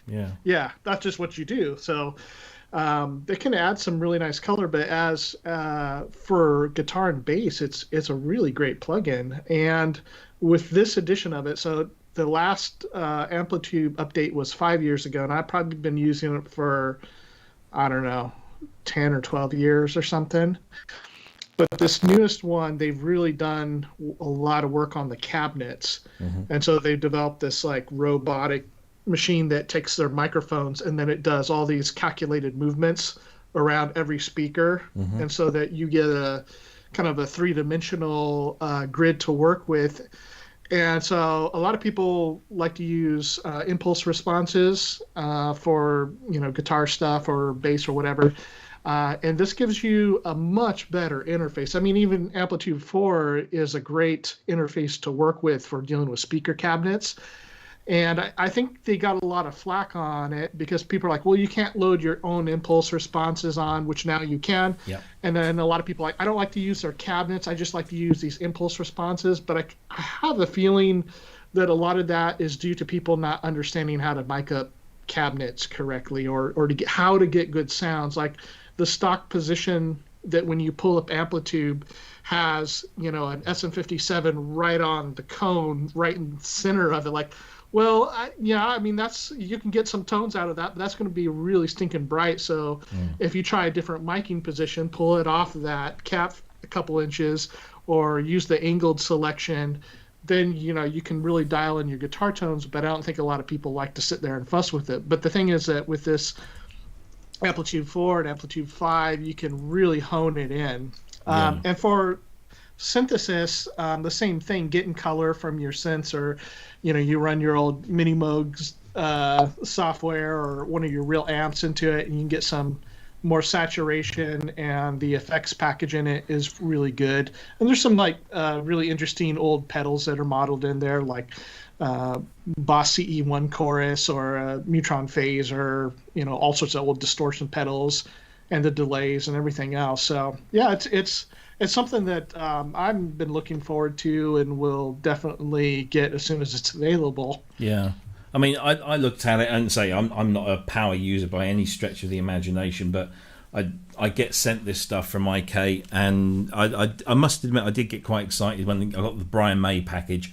And whilst a single note can sound Brian May-esque, I can't do I can't play guitar, so it kind of left me a bit cold. And I thought, I'll stick some synths through it, and it does give a whole kind of new range of sonic manipulation to your sound. Ben, I just want to say also, whilst you were talking there, I was kind of switching between the screenshots. It looks, the interface, I have to say, does look a lot better, because the other one was a little bit, so this looks nice and neat, and it's kind of got that thing on the right hand side where you can just kind of drag and drop, elements in. Very nice it looks. And that multi-track thing, I don't remember seeing that in Amplitube 4, unless I'm not such a power user, but there seems to be like a multi-track recording facility in there as well, which looks good. I was going to ask about that because I've never used this ever. I've got no idea about guitars, really. Is that a new thing, Cryss? What part of it? I'm just trying to get the screenshot. So there's a what looks like a multi-lane audio recording facility. It looks just like an 8-track DAW where you can put in, can record your audio parts with the different plugins assigned. Sorry, my stream is behind, right? So I can't see what you're talking about. But they have had something like that at least since Amplitube 4. Okay. I just have never used it because I always use Amplitube within Logic. So. Yeah. But if you use it as a standalone application, there is some sort of, I think there's a looper and some basic recorder. That's probably what it is. is. But it looks really, it looks, because it looks like a DAW. It looks very familiar, and so I think their interface with the drag and drop that you were talking about is going to be nice, because with Amplitude 4, it wasn't itself a big improvement over 3, but it was a lot of like Windows 95 kind of like you grab the little scroll bars and their amp cab selector. When you've got dozens of cabs, you're like, it's really fine movement. So I'm hoping that this new interface and just grabbing it and putting everything in one window there versus going to each of the different sections will hopefully make the workflow even faster on it. It does very much look like they're kind of unifying their UI across their product range and making it this nice clean look. I like that a lot. I'm always disappointed that, because I remember Guitar Rig from Native Instruments, and I've actually got a Guitar Rig pedal board from for the first one, where it didn't connect over MIDI or anything. It was like audio jacks, and I did read about how it actually did this thing over audio jacks, but it doesn't work on anything I've got here. I picked it up at Psalm Studios when they were clearing out stuff there. I'm surprised that there's no kind of, I know that IK do like a Bluetooth pedal board or something. Is there any kind of direct control over this. There doesn't seem to be an Amplitube pedal board, which I think would have been essential. Yeah, they have a number of of course, their interfaces. They have controllers. Like I think, I don't have any of this, so I'm just kind of going off of memory. I think they've got like a 4-button foot switch, and then they have a larger one that has a continuous controller for doing like wah and volume type stuff, so that you can control what's happening in your computer. It is kind of interesting. They haven't entered that market that Line 6 has with the Helix or Kemper Fractal with putting out hardware that does this stuff. It would be good to see them because I think they do a good job with the amp modeling. One of my complaints with them would be like, let's ditch those old models though. There's some like 15-year-old models in there still that sound like crap. Yeah. The new ones sound amazing. The new ones are great, but like the ones that you first encounter in the interface are those junky old ones that like, that sounds like 2008. Yeah. And there's a world of difference. I mean, when you hear the Brian May one or the Satriani one or anything like I like the British collection a lot. Yeah.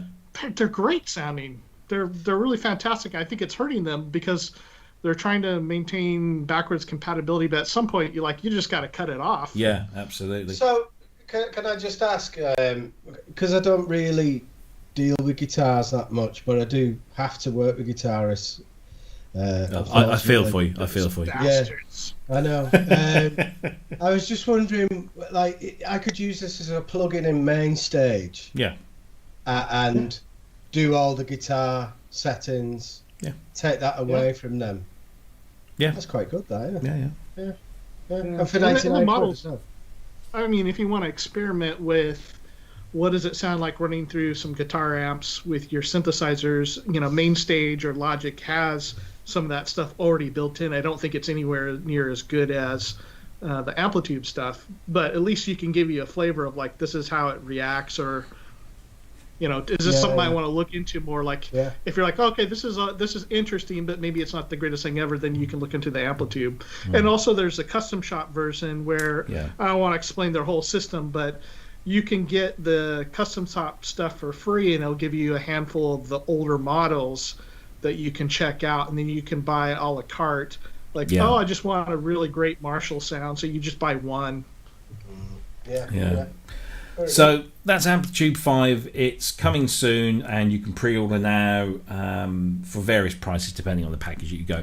One more guitar thing that I wanted to cover, and we'll go through this quickly because it's it's not synth related, but I was keen to get Chris's opinions on Amazon Basics guitar pedals.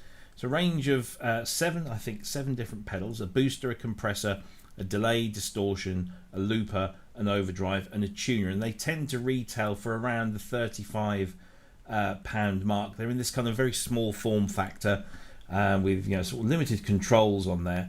But again, this seems like a really cracking little idea, and interesting to see it come under the Amazon Basics brand. What's the word on the street, Mr. Cryss?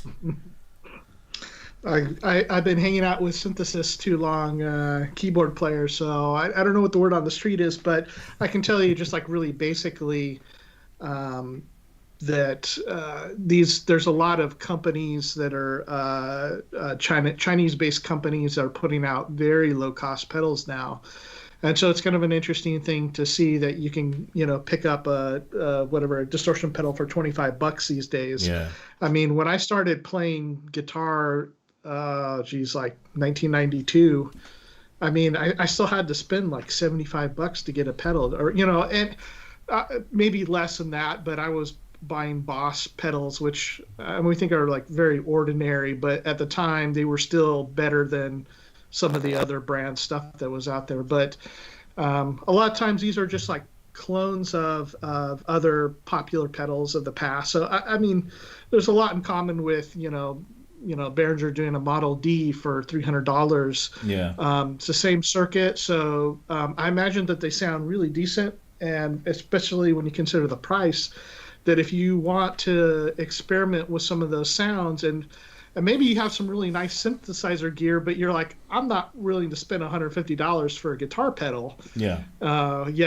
Without knowing, is this something I really want to be into, and having to deal with selling it and reverb and all that. But this might be a way to do it. And of course, for young guitar players or synthesists or whatever, that need some effects units that are maybe just getting into it. Wow, man, you can pick up 4 pedals for like $120 and be set for quite a while. Yeah, it's funny because of the 7, there's only about 2 of them actually currently available in stock. So I don't know whether that's because they're really popular, but the one that still has plenty in stock is the looper pedal. And I just wondered whether that's because everyone's got over the whole guitar looping thing, and the Ed Sheeran isn't original anymore. I remember going to see a gig, and the support act was just basically a pan shop Ed Sheeran, and he just got an acoustic guitar and a looper pedal, and it wasn't awful, but it was just like, really, it's getting a bit tired. But I'm glad it's not just me. Oh no, it's not just you. The thing is, what gets me about that whole kind of guitar looping thing is that everyone says, it's what Ed Sheeran does, and isn't it amazing? He can do like almost an entire gig with just a looper and a guitar and maybe a couple of other things, and it's nice. But there were people doing it way before him that really, like Katie Tunstall, Scottish singer-songwriter, who was doing that way before he was, using an Akai Headrush, which are very nice. But again, a little looper pedal in a little synth rig, that's useful. So who knows? Anyway, that's Amazon Basics. I don't need to tell you where you can get those from, and they're about £35 each, which is quite interesting. So what have we got? We've got about 20 minutes left. Very quickly, because I'm going to hand this over to you two, because I own neither a Prophet 6 or an OB6, but there's this thing called the low frequency expander.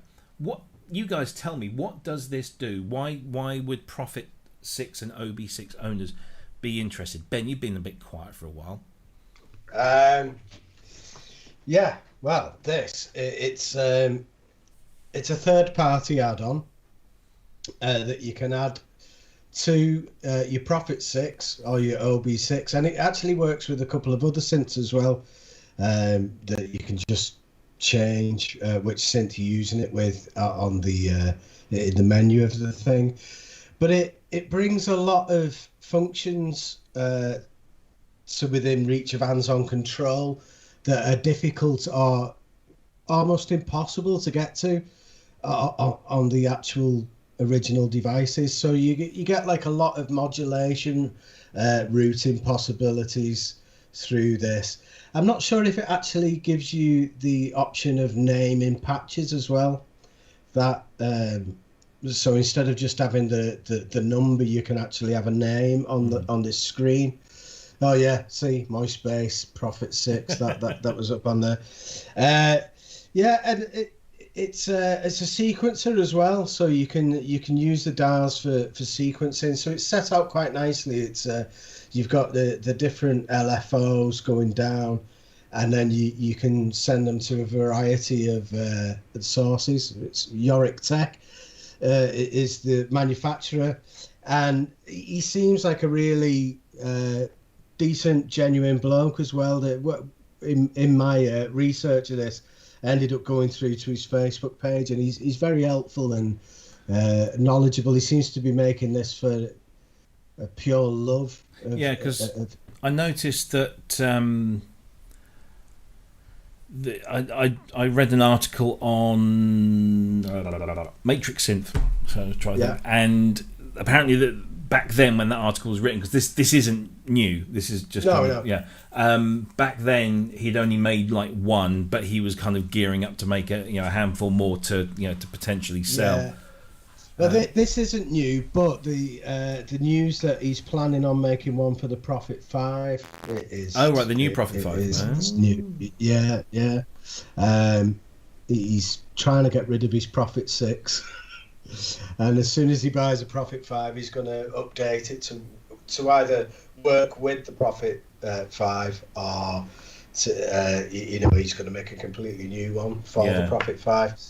So I didn't think that the Prophet 5 had anything that was hidden, though. I don't know what you'd be getting from that. I thought there was a control for everything on the Prophet 5, but Cryss might know more. I don't know. What do you think of this, Cryss? This is, yeah, it's an expander. So, of course, with the ones that have been out already for the OB6 and Prophet 6, I mean, if you with those synthesizers, you have one LFO. And so if you want a second LFO, you lose your second oscillator to use that. So I think the idea behind this, as I recall, was, hey, we love the sound of these synthesizers, but we would like to have some more modulation opportunities.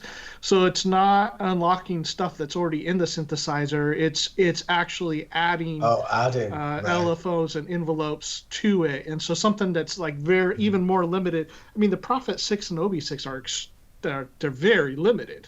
I mean, you really work it to get what you want out of it because you've got 2 envelopes and 1 LFO, or 2 if you lose an oscillator, and that's it. But they got a great sound to them, and so this is something like it can open up sound design quite a bit. And then with the presets that it has on it, it'll link to your synthesizer, so you treat it as part of your synth. You might have it on a little stand sitting up behind it or something. I've seen people do that, so that when you're doing your own sound design, you can program it and do more things with it, and it just remains as another module for your synthesizer, and they're interconnected in that way. So something that's a lot more limited than the Prophet 6, the Prophet 5, this could be something that's, takes your synth to another level, because, I mean, it's sort of the Prophet 5 and 10 sound amazing, but you've got $4,300 into a Prophet 10 that you can barely modulate. And so something like this, I think, is an incredible idea. Now, these things aren't cheap. I don't remember what the price was on them. My memory was saying like $700 or $800, right? I think it is. Yeah, it's around there. Yeah, somewhere around there. I might be wrong on that. So for me, like my OB6s, I've got a whole bunch of synthesizers that you can't see here, but I've got a whole bunch of synthesizers. It's not my main synthesizer, so if that's a lot of money for me to go, I'm going to take one of my favorite synthesizers, but not one that's used all the time, and add another, $700-800 to it. That's probably, if it was my main synthesizer, then it would be worth it. And again, if you've got a lot of money into a Prophet 5, man, this guy could be doing really well, and I really like to see these kind of products come to market. I mean, I love sequential instruments, but one of the problems is always that they're very stingy with their modulations and their features. And one of the advantages is that their firmware seems to be pretty stable. Like, they don't have a lot to monkey with, like this thing here. But then there's not a whole lot of places you can go with it. So being somebody thinking, as has been said, for the love of it, because you want to be able to do more with it than you can. This beautiful sound engine of the Prophets and the OB6, like, well, here's something that will unlock those creative doors for you. As far as like, I wish I just had. I mean, working on sound sets for these synthesizers, like, there's so many times I'm like, if I just had that extra envelope or that extra LFO, I could do this thing with it, but I can't. Yeah. It makes you wonder why Sequential haven't knocked on this guy's door and said, hey, that's good. And offered a partnership of some description. That maybe they just take, either buy the IP or license the IP and sell it as a branded product. I don't know. Who knows? But no, it's interesting. Very interesting. So that gives us about sort of 12 minutes or so to have a little mini discussion that Cryss brought up before we came on air. Hold on a second. Oh, sorry. Let me respond to Robert. So, my statement would be incomplete. He said I would disagree with the statement about Sequential. The Evolver, Prophet 08, Rev 2, and Prophet 12 have tons of modulation. Absolutely correct. I've had none of those synthesizers, so I'm yes, add that into my statement. But with the ones that I have used and have been interested in have almost nothing compared. Rev 2's got tons of modulation on it, and he's absolutely correct. But the sound engine on it, I don't like at all. So why can't I have lots of modulation and a good sound engine and a sequential synth, not happening. Yeah, So, that's fine. So Cryss is thinking ahead to Black Friday sales, I think. It's kind of the impression I got, that he thought he might be able to pick up a bargain. And one of the things that I believe that he is looking to plug a gap in his arsenal is Mellotron sounds. And so he thought maybe we could have a quick chat about those, particularly in plug-in format. Obviously, you know, you don't want to be getting yourself a hardware one, because that's a whole world of pain. But there are a number of options out there. So for example, this would be my selection. This one for me, hands down, is the best Mellotron plugin that that money can buy, because it has a huge amount of sounds that come built in. Those sounds are sampled directly from Mellotron tapes that are used in actual Mellotrons that are still being made today. It's made in collaboration, with the guys at Streetly. So, it has huge credentials and lots of abilities to mess around with the sounds beyond what you could do with an original Mellotron. A huge amount of users, famous users that use it. And yeah, for $99.99 you get over 3.5 gigs of samples. That's 19 tape banks from the original M-Tron remastered at Abbey Road. 45 brand new tape banks not found in the original M-Tron. 700 plus patches, including many created by world-class recording artists. And it looks lovely, and it's just, for me, it's the only one that I would go to. However, there are alternatives. So, for example, you've got UVI's Mellow, which is the same price, but is, by comparison, quite limited. But you still have the ability to mess around with the sounds as you could on the original, and do some other things as well. But it just doesn't stack up in terms of the scope, really. You've 12 presets, 28 sounds, 2,000 samples. Yeah, I mean, you just compare that to the other one. Two features that it had that were good about it is that they do have extended range, so Yes. you can choose to whether you want to stay within the original, or they'll also resample it to cover some lower and higher. And then that alt and unison function, the alt function, I think I like a little better, where I haven't read up on what it does, but it sounds like it's running two things, like probably out of with one of them delayed or something, so you get a stereo field out of it. Yeah, and that sounds nice, but I can do that in my DAW. Yeah. But like you said, the selection is I got Mellow when they released it for free. Yep. And I just put it on my new computer, but man, it's limited. Yeah. That's the thing, is like I had originally Sampletron by IK Multimedia, yes. and that had tons of stuff in there. I mean, like all these different, the 400, the Mark II, the Optigon, everything was already in there, and I really enjoyed that. But here's my frustration.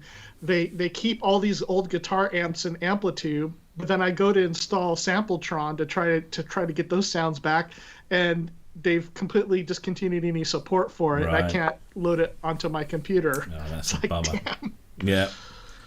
Of course, the other option that's out there at the moment is Arturia's Mellotron V, which, again, it's pretty authentic in what how it represents an original Mellotron, and it's it looks nice on the screen, but that's not really massively important.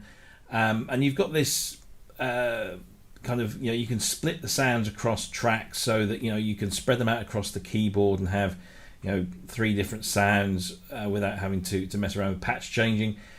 But again, the amount of sounds that you get with this is pretty small and pretty limited, and it's twice the price, which I think is odd. You got the competition out there, one of which, this one will kick you into the middle of next week, by comparison in terms of its specification and the quality of the sound. And GeForce have now updated the interface so that you can have it in different resolutions and screen sizes, so it's much more pliable in that respect, and the sounds on it are just unbelievable. So that's they would be my three.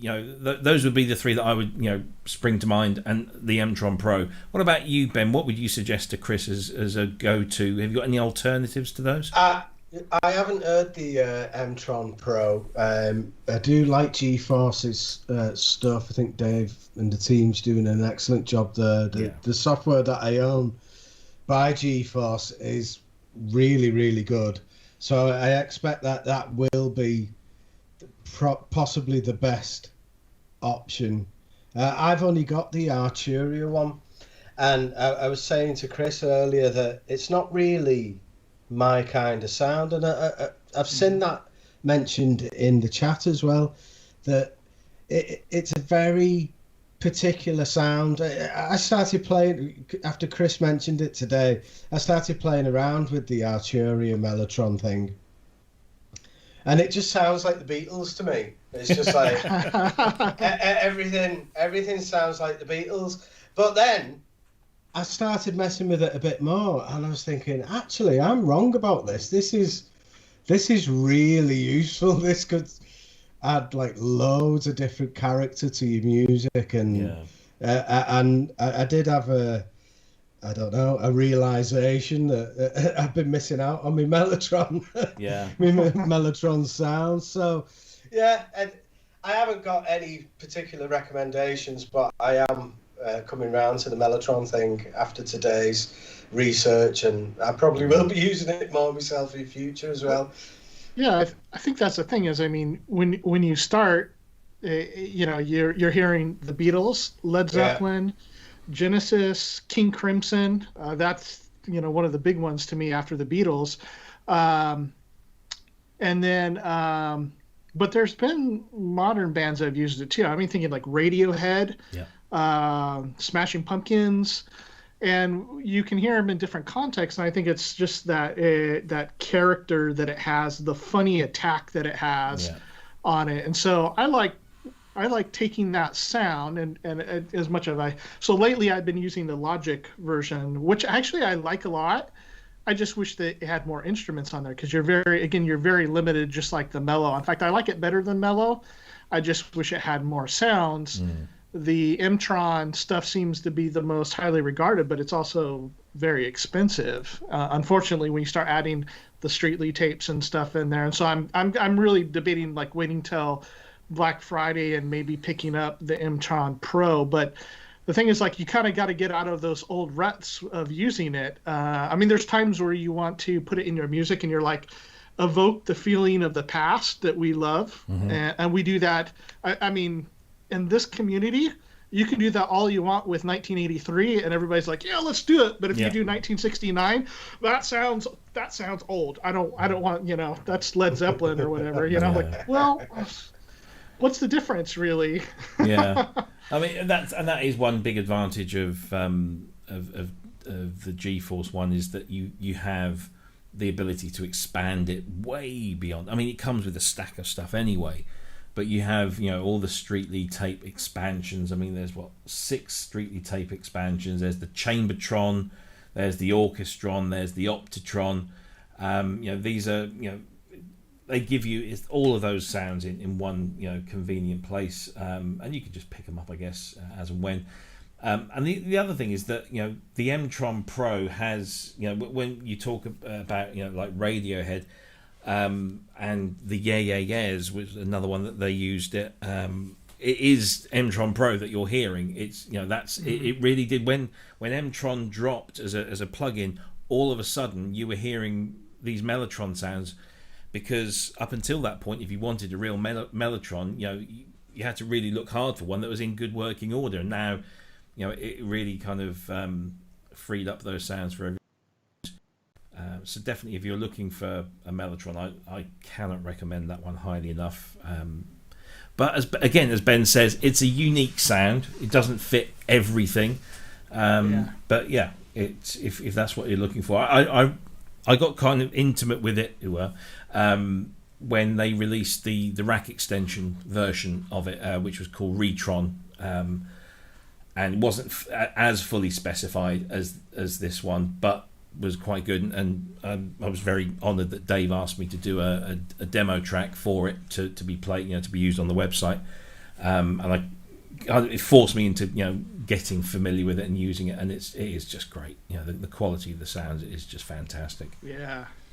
So yeah, I don't know. Maybe we've helped you. Maybe we've not. Help me spend some money. Yeah. Right. I honestly don't know if Dave does Black Friday sales, but be worth keeping an eye. They do. Yes, I googled it. Oh, good. I mean that's the first thing you do when you're looking for something like, GeForce Black Friday sale. Oh, so much % off. Yeah. 2019. Like, okay, well that's probably a pretty good indicator. Yeah. Yeah, I reckon that. Now just the wait. Yeah, well, it's not far now, is it? Cool. Anyway, there you go. That kind of rounds it up nicely. It's now the top of the hour. I'm now talking like American news hosts, because that's all I've been watching the last few days. You have an American accent now? Not quite, no. Can you pull it off? I try not something to. Something that's not John Wayne. Yeah. Well, you see, the thing is, because I work for an American company, if I started doing that, it would become a little habit, and then I would do things and say things to people that are actual Americans that pay my wages. I'll tell you what I do is I use American terms. Like, I'll talk about paychecks. I'll speak and write dates American style. Yeah. I will say, oh yeah, this is happening through something, which is something is not something we say over here. So yeah, I pick that up, and I'm often pulled up on that fact. Oh, you talk American for? Well, I'm sorry, but I'm surrounded by them. Virtually. Yeah, we watch a lot of British TV. Yes. So both English and Scottish stuff. So it's kind of fun to hear how everybody uses different terms and I mean all the like windscreen and car park and all that stuff, but then some of the funnier things I like to say now, rarer than rocking horse poop. Yes. Well, yeah, and you're using the polite version, the other one of that is as rare as hen's teeth. Yeah, that one's actually over here too. Oh, right, okay. Although it's not used as much as you guys use it, but yeah, rare as rocking horse shit is that's a common one. Very good. There you go. So, guys, thank you ever so much for your company again this evening, and thanks to everyone in the chat room. I'm not going to go through and name you, but you've been hyperactive throughout the entire show, which is really great to see, and I'm really glad that you joined us once again. Don't forget to hit the like button, the subscribe button, the share buttons, everything that you can do to help us get the word out there. Do we have a guest lined up for next week yet? Not yet, but invitations are going out, and so we have some hopefully great guests planned. I've already talked to some people, and some more on the way. So brilliant. By the way, we've gone over. What are we at now? We've gone over 250. Let's see, 254. Yep. And we are 7 or 8 months into ProSynth Network live streams. Yeah. So we're doing pretty good here, but we could always use the help, and we love having everybody in the chat room. And so if you guys know some other synth addicted people, and inclusively we even have Synth Addict in here, but yeah, we need we would love to have some more people join us in these conversations. Love everybody. I always watch as we're talking. We're watching the chat, and I just get a kick out of it. I love talking to Ben and Robbie. I love seeing what you guys say, and of course the amount of knowledge that everybody has in the chat room is fantastic. I mean, there's so many times I just go like, I wait for Robert to tell us what the details are. Like, there's something like that. Robert, what is it? And then he comes in, and although we didn't have a bingo card this time. Game Master, we did. So we did. We did. Yeah, it was all over early on because it was on about FM straight away. That's it. So pretty much white. Yeah. I'm surprised anybody's still here. They haven't passed out drunk yet.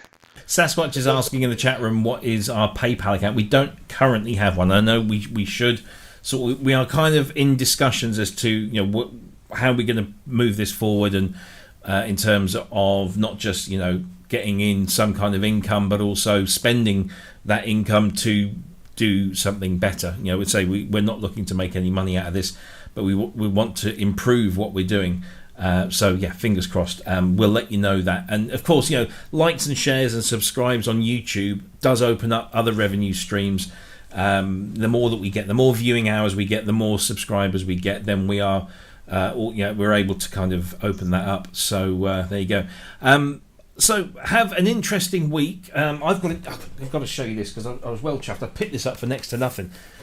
Yamaha DD10, little drum machine with these pads. It's brilliant. I'm going to be playing with that next week. Sounds rubbish, but in a good way. So I managed to get that for next to nothing.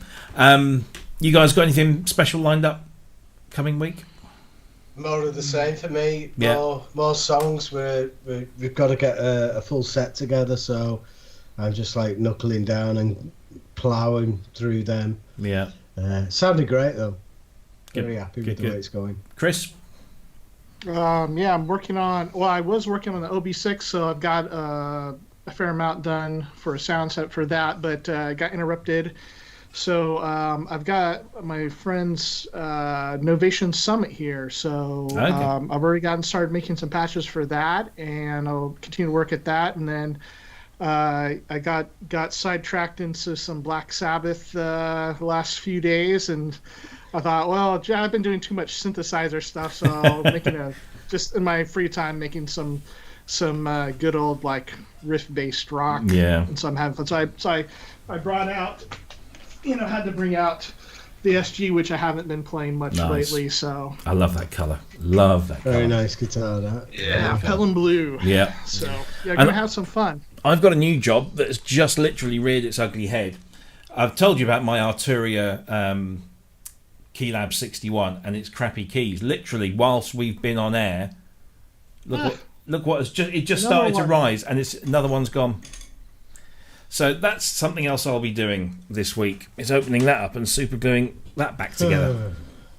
It's a pain, that, isn't it? Do you know, I'm so in love with this thing over here that but it's so big and I can't fit it anywhere else. I would love to just put that in a box and forget about it. But it's it's the smallest, thinnest kind of controller that I can have to hand at the desk. So I need to rethink my studio and build in the KX somehow. But anyway. Brilliant. Guys, I'm going to head off now because there's a Scritty Politti Twitter listening party going on. It started about 5 or 6 minutes ago, and I want to be part of it because Green's tweeting as well as Dave Gamson. So if you're into Scritty Politti, and quite frankly, why would you not be into Scritty Politti? It's Tim's Twitter listening party. I forget the actual hashtag, but it's... what's the guy? It's the lead singer of the Charlatans who does it. Tim, I can't remember his name now. Anyway, but if you just go on Twitter, you can have a listen and listen to some great music. And very quickly, congratulations to Depeche Mode for their induction into the Rock and Roll Hall of Fame, along with Trent Reznor and the Doobie Brothers and Whitney Houston and a few others as well. But to see Depeche Mode finally kind of getting that recognition, and a synth band getting that recognition when it's normally big rock bands, isn't it? I find that very shocking that they're not in there already. They've never won Brit Awards either, which and it's just bizarre because they are the biggest band in the world by a long stretch. They sell more concert tickets than any other band ever. I mean, it's crazy, but nobody seems to recognise them for it. But yeah, well done to them. Thanks, guys. We'll see you same time, same place next week. Thanks to everyone in the chat room. Thanks for those that aren't in the chat room that were watching anyway. Thanks to everyone. Please come back same time, same place next week. And we will see you then. Ta-da!